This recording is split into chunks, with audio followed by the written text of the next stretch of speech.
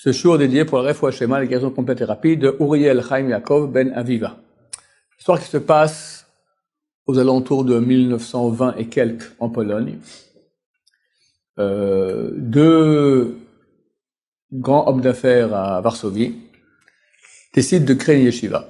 Ils ont de l'argent. Bien, on va faire en sorte qu'il y ait plus de Torah, on va créer une grande yeshiva. Ils font les calculs et voient que le prix de revient sera de construire le bâtiment reviendra à 100 000 zlotys. C'est la monnaie de l'époque en Pologne. Ok, ils acceptent, on fait 50-50. Chacun met 50 000, moitié-moitié.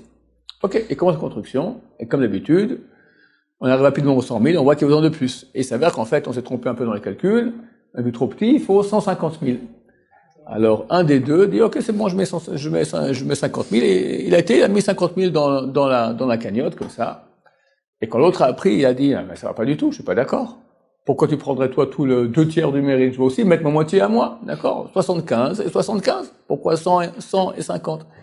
Il dit, écoute, mon cher ami, j'ai mis, terminé. Il fallait que tu fasses plus vite. Non, je suis pas d'accord. On a monté notre affaire ensemble. C'était une association 50-50, moitié-moitié, donc j'ai droit à mettre aussi mes 25 000 zlotys en plus. Chacun reste sur sa position. Il dit, écoute, et le Chafetz Chaim qui est arrivé ici à Varsovie, allons le voir.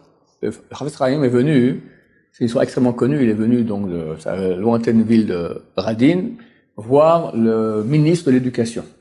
L'État avait fait un décret qui était extrêmement mauvais pour le peuple juif, mettant en danger toute l'éducation du peuple juif. Le Chafetz Chaim avait à l'époque déjà presque 90 ans, il était extrêmement vieux, est venu exprès de Radin voir le ministre de l'Éducation. Et l'histoire est connue, il est rentré chez le ministre de l'Éducation et il s'est mis à pleurer. Et il a dit quelques mots en yiddish comme ça. Et le traducteur a commencé à traduire au ministre. Il a dit, c'est bon, j'ai compris. Mais comment vous avez compris? Vous ne parlez pas le yiddish? Non, le Rav n'a pas parlé yiddish. Il a parlé le langage du cœur. Et il a dit ce que nous disons aussi. Les Chazal disent, les paroles qui sortent du cœur pénètrent le cœur. Il a parlé dans ce langage, il a dit, je comprends le langage du cœur. Et sur place, il a annulé le décret. Chafetz Chaim sort du ministre et il arrive là-bas dans la rue. Qui l'attend? Les deux hommes d'affaires. Il raconte l'histoire. Voilà. Lui, il a mis 100 000 et il m'a quelque part volé ma mitzvah de mettre 25 000 que je devais mettre moi-même. Chafetz Chaim, il a vu ça, il a dit qui sait? Et le roi HaKodesh, vous voyez tout le Chafetz Chaim, tout, d'accord? Il dit qui sait, peut-être que maintenant ce décret terrible a été annulé uniquement à cause de votre bagarre. Une bagarre que Hachem aime. Chacun se bat maintenant pour faire plus de mitzvot. C'est une bagarre d'amour. C'est pas qu'on va haïr l'autre. On l'aime, mais on veut faire ensemble avec lui. Il a tranché ce qu'il a tranché. Je ne suis pas au courant de la réponse qu'il aura donnée. En tout cas, on voit ici, pour nous, c'est un très grand enseignement. Qu'on se rend pas compte, une petite mitzvah qu'on fait difficilement. Si c'est facile, mais quand tu fais plus difficilement, tu as des efforts, tu te bats pour la Torah d'Hachem. Tout seul dans ton coin, personne ne voit. Dans le ciel, tout le monde voit. Et le mérite de la mitzvah que tu as fait, il peut rebondir et faire des miracles énormes. Le Rambam dit que Dieu sauve le monde entier pour une seule personne qui fait tchouva. Bon, pas une petite tchouva de rien du tout. Quelqu'un qui avait une grande tchouva, il peut sauver le monde entier.